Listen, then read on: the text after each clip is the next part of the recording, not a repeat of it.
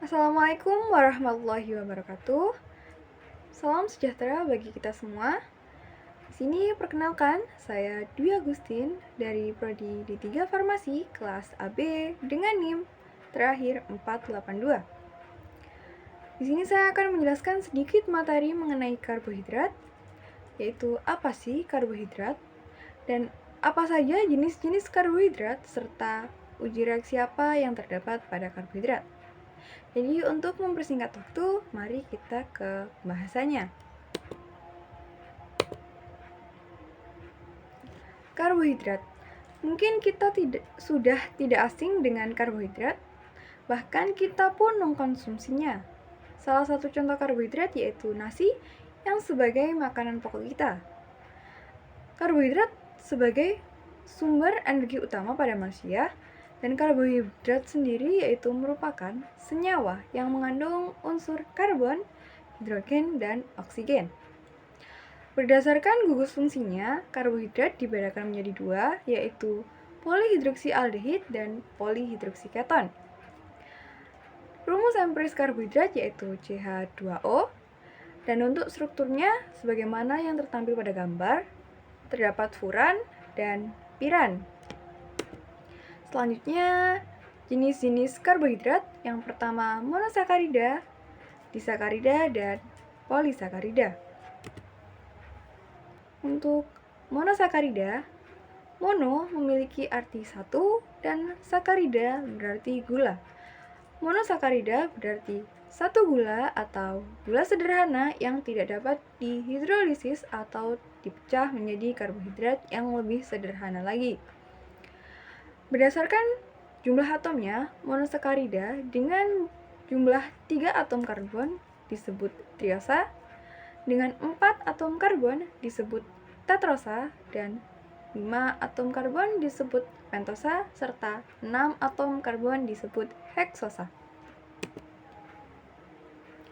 Kemudian, berdasarkan gugus karbonilnya, monosakarida dibagi menjadi dua, yaitu gugus aldehid atau disebut aldosa dengan ikatan CHO, dan yang mengandung gugus keton atau disebut ketosa dengan ikatan OH.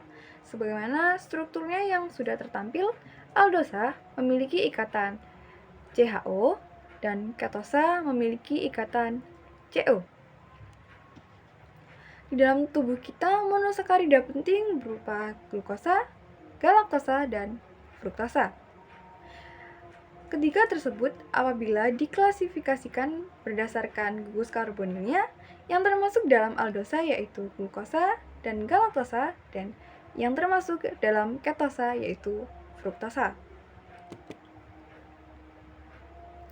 Kemudian kita pecah lagi menjadi satu-satu pembahasannya. Yang pertama yaitu glukosa dengan rumus empiris C6H12O6 atau dikenal dengan gula anggur, yang dimana terdapat dalam sayur dan buah-buahan.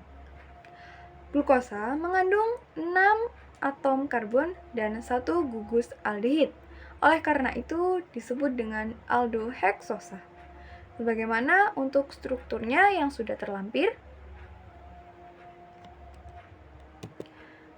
Kemudian galaktosa. Digalaktosa merupakan aldoheksosa karena memiliki 6 atom karbon dan 1 gugus aldehid yang dimana termasuk dalam gula reduksi. Galaktosa adalah gula reduksi yang terdapat pada makanan seperti madu, pit, keju, mentega, dan susu. Untuk struktur galaktosa, jika dilihat secara sekilas, mungkin bisa dikatakan mirip dengan glukosa, padahal ada perbedaannya di antara kedua tersebut. Untuk galaktosa, OH-nya berada di atas, sedangkan glukosa OH-nya berada di bawah. Kemudian yang ketiga yaitu fruktosa. Fruktosa dinamakan sebagai gula buah, terutama terdapat pada nektar bunga dan sayur. Fruktosa juga berasal dari pencernaan sukrosa atau disakarida yang terdiri dari glukosa dan fruktosa yang dipecahkan oleh enzim glikosid hidrolis selama pencernaan. Berikut untuk struktur fruktosa. Baik, selanjutnya kita ke pembahasan jenis yang kedua, yaitu disakarida. Disakarida berarti di yang memiliki arti dua, dan sakarida yang berarti gula. Disakarida atau dua gula atau merupakan gula yang mengandung dua monosakarida yang dihubungkan oleh ikatan O-glikosidik. Berdasarkan jenisnya, disakarida dibagi menjadi tiga, yaitu sukrosa, laktosa, dan maltosa. Mari kita bahas satu-satu. Untuk yang pertama, yaitu maltosa. Maltosa atau gula malt timbul dari reaksi dua molekul glukosa dengan ikatan alpha 1,4 glikosidik. Strukturnya sebagai berikut. Seperti sebelumnya, maltosa tergabung antara dua glukosa, yaitu glukosa pertama dan glukosa kedua, yang digabungkan oleh ikatan alpha 1,4 glikosidik. Ini merupakan ikatan glikosidik. Yang dimaksud dengan alpha adalah ketika OH berada di bawah.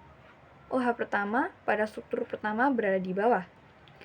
Dan 1,4 pada glukosa yang pertama, ikatan berada di nomor 1, dan pada glukosa kedua, ikatan berada di nomor 1, 2, 3, 4. Jadi dikatakan dengan ikatan alpha 1,4 glikosidik. Kemudian maltosa ditemukan pada sereal mentah, sayuran, dan buah-buahan seperti almond serta pada ayam.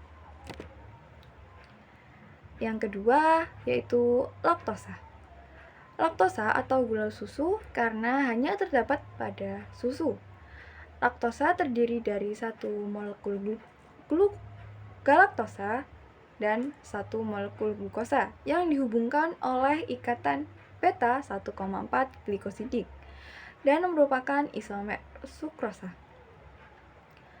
Pada laktosa sudah dikatakan oleh dihubungkan ikatan beta 1,4. Apa bedanya alfa dengan beta? Untuk beta, pada struktur pertama OH-nya berada di atas, sedangkan alfa seperti sebelumnya OH-nya berada pada bawah. Jadi untuk laktosa, ikatan beta, OH berada di atas pada struktur pertama dan 1,4. Untuk struktur yang utama yaitu berupa galaktosa karena OH berada di atas, dan untuk yang struktur kedua yaitu glukosa karena OH berada pada bawah. Sehingga timbullah ikatan bentuk seperti pada gambar yang hampir mirip dengan huruf N. Untuk 1,4 sama, yaitu pada struktur pertama, ikatannya berada pada nomor 1, dan pada struktur kedua, ikatannya berada pada nomor 1, 2, 3, 4. Jadi dikatakan 1,4.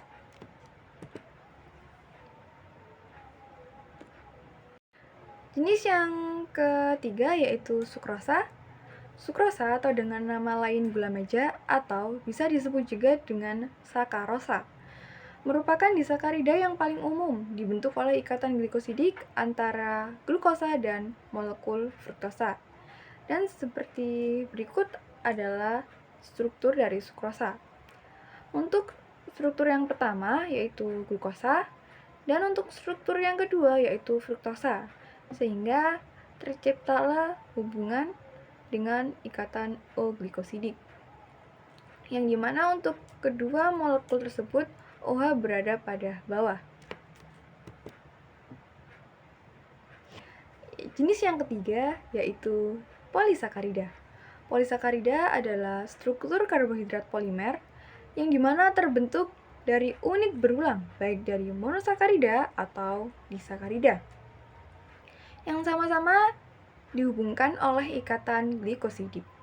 Beberapa contoh polisakarida yaitu pati atau amilum, selulosa, dan glikogen. Baik, selanjutnya kita akan membahas uji reaksi yang terdapat pada karbohidrat.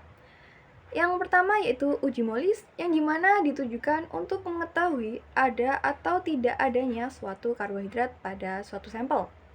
Jadi, karbohidrat atau gula akan direaksikan dengan H2SO4, yang dimana akan berubah wujud menjadi senyawa organik dan mengeluarkan warna ungu, yang menghasilkan hidroksimetil furfural. Berikut adalah reaksi yang terjadi, yaitu glukosa direaksikan dengan H2SO4, kemudian terbentuklah 5-hidroksimetil furfural, dan hasil terbentuknya 5-hidroksimetil furfural kemudian direaksikan dengan reaksi Molis yang berupa anaftol, sehingga akan berubah menjadi warna ungu dan akan menghasilkan reaksi sebagai berikut. Untuk uji yang kedua, yaitu uji Benedict, yang dimana ditujukan untuk mengidentifikasi gula reduksi. Apa sih yang termasuk dalam gula reduksi? Yang termasuk dalam gula reduksi yaitu glukosa, galaktosa, fruktosa, maltosa, dan laktosa. Tapi untuk sukrosa dan jenis golongan polihidroksida tidak termasuk dalam gula reduksi karena tidak mengandung gugus aldehid maupun keton. Jadi untuk prinsip uji Benedict yaitu larutan CuSO4 dalam suasana alkali direaksikan dengan gula reduksi sehingga Cu2+ tereduksi menjadi Cu+ yang menimbulkan warna merah bata. Untuk reaksinya seperti yang ada di gambar. Yang ketiga yaitu uji Seliwanov. Uji Seliwanov dilakukan untuk mengidentifikasi gugus aldose dan gugus ketos pada sampel, di mana reaksi Seliwanov adalah resorsinol dalam asam klorida encer. Untuk hasil ujinya seperti pada gambar yang sudah tertera di layar.